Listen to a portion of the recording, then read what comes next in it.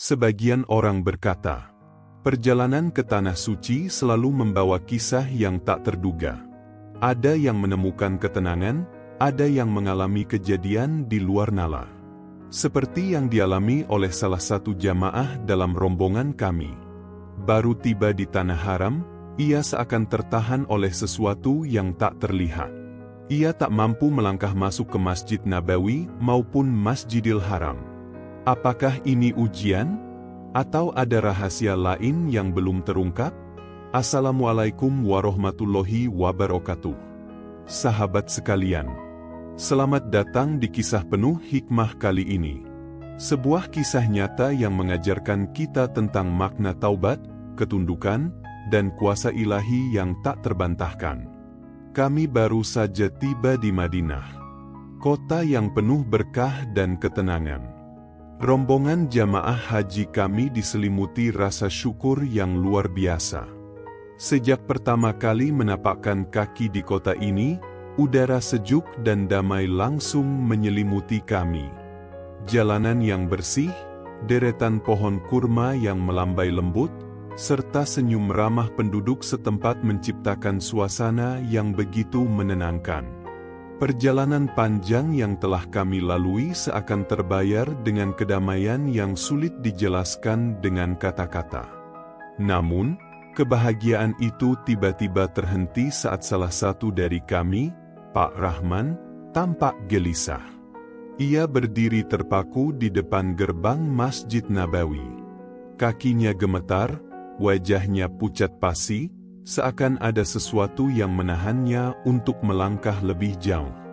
Matanya menatap tajam ke arah pintu masuk, tetapi tubuhnya justru mundur perlahan. "Ada apa, Pak?" tanya seseorang dari rombongan. Namun, Pak Rahman tak menjawab. Kedua tangannya mengepal erat di sisi tubuhnya. Napasnya memburu seperti orang yang sedang menahan ketakutan yang luar biasa. Raut wajahnya menyiratkan kebingungan yang mendalam, seolah ada pergolakan batin yang tak mampu ia ungkapkan dengan kata-kata. Sesekali, ia melirik ke kanan dan kiri, seperti mencari sesuatu atau seseorang yang tak kasat mata. Bibirnya bergetar, seperti ingin mengucapkan sesuatu, namun suara itu tak kunjung keluar. Beberapa jamaah lain mulai memperhatikannya, menyadari keanehan yang terjadi. "Pak Rahman, ayo masuk," bujuk Pak Ahmad, salah satu pembimbing kami, dengan nada lembut namun penuh keheranan. Suara adzan yang menggema di seluruh penjuru kota tak mampu menggerakkan tubuhnya. Hanya butiran keringat yang mulai mengalir di pelipisnya, menandakan kegelisahan yang semakin menjadi. Ia menutup matanya sejenak, menarik napas dalam-dalam, lalu mencoba mengangkat kakinya. Namun, tubuhnya seakan membatu. Saya tidak bisa," gumamnya lirih. Kami semua saling bertukar pandang, bingung dan cemas melihat kondisi Pak Rahman yang semakin tak biasa. Seolah-olah ada dinding tak kasat mata yang membelenggunya, menghalanginya untuk melangkah ke dalam rumah Allah yang mulia. "Pak Rahman, ayo kita masuk. Ini kesempatan langka," bujuk Pak Ahmad, salah satu pembimbing kami. Pak Rahman menelan ludah, tenggorokannya terasa kering. Napasnya semakin berat, seperti ada sesuatu yang menekan dadanya. Ia mencoba mengangkat satu kaki, namun lututnya justru melemas. Matanya terus menatap gerbang Masjid Nabawi, tetapi bukan dengan tatapan penuh kekaguman seperti kami semua, melainkan dengan ketakutan yang tak dapat dijelaskan. Dalam sorot matanya, ada pergulatan batin yang begitu nyata, seakan pikirannya terjebak dalam dua dimensi berbeda. Keinginan untuk masuk dan kekuatan misterius yang menghalanginya. Sekujur tubuhnya mulai berkeringat deras, meskipun udara Madinah begitu sejuk. Kemejanya mulai basah di bagian punggung dan dada, tanda bahwa ia tengah berada dalam tekanan luar biasa. Beberapa jamaah lain yang menyadari perubahan sikapnya mulai mendekat, berusaha memahami apa yang terjadi. "Pak Rahman, istighfar, Pak," bisik salah satu jamaah. Namun, bibirnya hanya bergetar tanpa suara, seolah ada beban yang mengunci kata-katanya.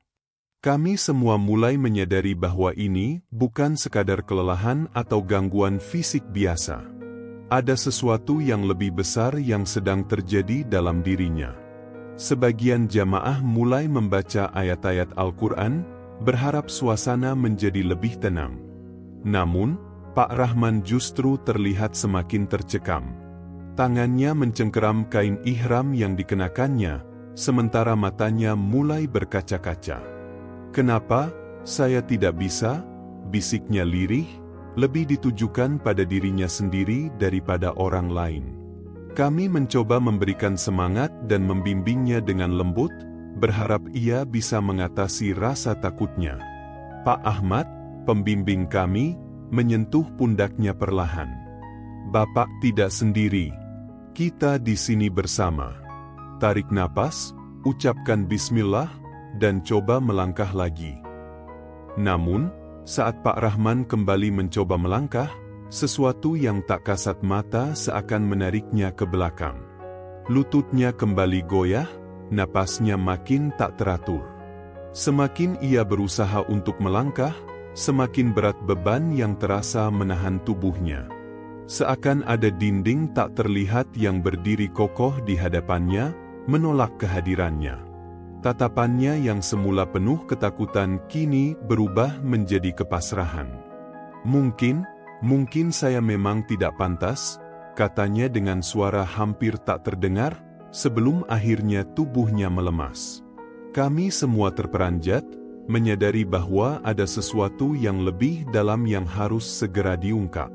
Hari itu berlalu dengan berbagai spekulasi. Ada yang mengatakan ini ujian keimanan, ada pula yang berpendapat bahwa Pak Rahman mungkin memiliki sesuatu yang belum terselesaikan dengan Allah. Beberapa jamaah mendekatinya, menanyakan apakah ada hal yang mengganjal hatinya. Namun, Pak Rahman hanya menggeleng lemah, tidak mampu menjawab. Malam itu, ia tampak murung di dalam kamar hotel. Wajahnya sayu, matanya menatap kosong ke arah jendela. Ia tampak bergulat dengan perasaannya sendiri. Seakan ada sesuatu yang ingin ia katakan, tetapi bibirnya tertahan. Kami semua mencoba untuk tidak memaksanya. Kami percaya, jika waktunya tiba, Pak Rahman akan menceritakan apa yang sebenarnya terjadi. Esoknya, kami berpindah ke Makkah. Perjalanan yang seharusnya menjadi pengalaman penuh kebahagiaan berubah menjadi momen yang semakin menyelubungi kami dengan tanda tanya. Begitu memasuki kota suci ini, mata kami langsung tertuju pada Ka'bah yang megah, pusat dari seluruh doa yang kami panjatkan. Banyak di antara kami yang langsung meneteskan air mata, terharu oleh kebesaran Allah yang akhirnya mengizinkan kami sampai di tempat ini. Namun, ketika semua jamaah mulai melangkah masuk ke Masjidil Haram, sesuatu yang tidak kami duga kembali terjadi. Pak Rahman yang berjalan di belakang kami mendadak terhenti. Tubuhnya gemetar hebat, keringat mengalir deras di dahinya, meskipun udara di sekitar terasa sejuk. Wajahnya yang sebelumnya masih terlihat tenang kini berubah pucat, seperti tidak ada darah yang mengalir di sana. Dadanya naik turun dengan cepat, seolah ia tengah mengalami kesulitan bernapas. Beberapa jamaah yang berjalan di dekatnya menyadari ada sesuatu yang tidak beres. Salah satu dari mereka buru-buru meraih lengannya, khawatir tubuhnya akan roboh. "Pak Rahman, istighfar, Pak," seru seorang jamaah dengan nada panik. Namun, bukannya merespons, Pak Rahman hanya menggeleng lemah. Bibirnya bergetar, tapi tak ada satupun kata yang keluar. Matanya terpaku pada gerbang Masjidil Haram, dan kali ini, tatapan itu lebih dari sekadar ketakutan. Ada kepasrahan di sana, ada ketidakberdayaan yang begitu nyata. Kami semakin yakin bahwa ini bukan sekadar rasa lelah setelah perjalanan panjang. Ini bukan juga gejala kesehatan yang umum dialami oleh jamaah yang baru tiba. Ada sesuatu yang benar-benar menghalanginya, sesuatu yang tidak bisa kami lihat atau pahami. Beberapa orang mulai membaca doa, berharap bisa meringankan beban yang tengah dirasakan Pak Rahman. Namun, tetap saja, ia tidak bisa melangkah. Kakinya seperti terpaku di tempatnya berdiri. Pak Ahmad mencoba membisikkan kalimat syahadat ke telinganya, berharap itu bisa menenangkannya. Pak Rahman, tarik napas dalam-dalam. Ucapkan la ilaha illallah, Allah pasti menolong kita, katanya penuh kelembutan. Namun, yang terjadi justru sebaliknya. Napas Pak Rahman semakin memburu, tangannya mulai mencengkeram kain ihramnya erat-erat, seakan ada sesuatu yang menghimpit dadanya. Saat suasana semakin tegang, Ustaz Haris akhirnya melangkah mendekatinya. Beliau adalah salah satu pembimbing yang paling bijaksana di antara kami, orang yang selalu bisa menenangkan jamaah dengan kata-kata yang lembut namun penuh makna. Dengan suara yang tenang dan penuh wibawa, ia menatap Pak Rahman dengan penuh pengertian dan bertanya, "Pak Rahman, ceritakan kepada kami. Mungkin ada sesuatu yang bisa kami bantu." Pak Rahman menatap Ustaz Haris dengan mata berkaca-kaca. Ia tampak bimbang, seolah ragu untuk mengungkapkan sesuatu yang telah lama ia pendam. Namun, setelah beberapa saat hening, dengan napas tersengal, akhirnya Pak Rahman mengaku, Saya pernah berbuat dosa besar. Dosa yang saya pikir sudah saya lupakan, tetapi ternyata tidak. Suaranya bergetar, hampir tak terdengar. Kami semua terdiam. Pak Rahman menunduk dalam-dalam. Matanya berkaca-kaca. Dulu saya pernah menipu banyak orang. Uang mereka saya ambil, saya foya-foyakan. Saya pikir setelah saya tua dan bertobat, semuanya akan baik-baik saja. Tapi ternyata, di hadapan Allah, saya belum benar-benar bersih. Ustaz Haris mengangguk pelan. Allah Maha Pengampun, Pak Rahman. Tapi taubat sejati butuh perbaikan. Ada yang harus Bapak selesaikan sebelum melangkah lebih jauh. Malam itu, kami berkumpul dan berdoa bersama. Pak Rahman menangis terseduh, memohon ampun dengan segenap hati. Kami menyaksikan sebuah perjalanan spiritual yang luar biasa. Setiap kata istighfar yang keluar dari bibirnya terdengar penuh dengan penyesalan. Seakan beban yang selama ini ia simpan dalam hatinya mulai mengalir keluar bersama air matanya. Kami semua ikut larut dalam suasana haru, mendoakan agar Allah memberikan kemudahan baginya. Keesokan harinya, sesuatu yang mengejutkan terjadi. Saat kami kembali ke Masjidil Haram, Pak Rahman mencoba melangkah. Kali ini, ia tidak tertahan. Air matanya mengalir deras saat akhirnya bisa memasuki pelataran masjid. Ia bersujud syukur, menangis seperti anak kecil. Allah Maha Besar. Saya diterima. Saya diterima. Kami semua ikut terharu. Keajaiban ini mengajarkan kami satu hal, dosa yang belum selesai bisa menjadi penghalang yang nyata. Namun, dengan ketulusan taubat, Allah selalu membuka jalan. Perjalanan Pak Rahman menjadi pelajaran bagi kita semua. Hati yang bersih dan taubat yang tulus adalah kunci untuk mendekatkan diri kepada Allah.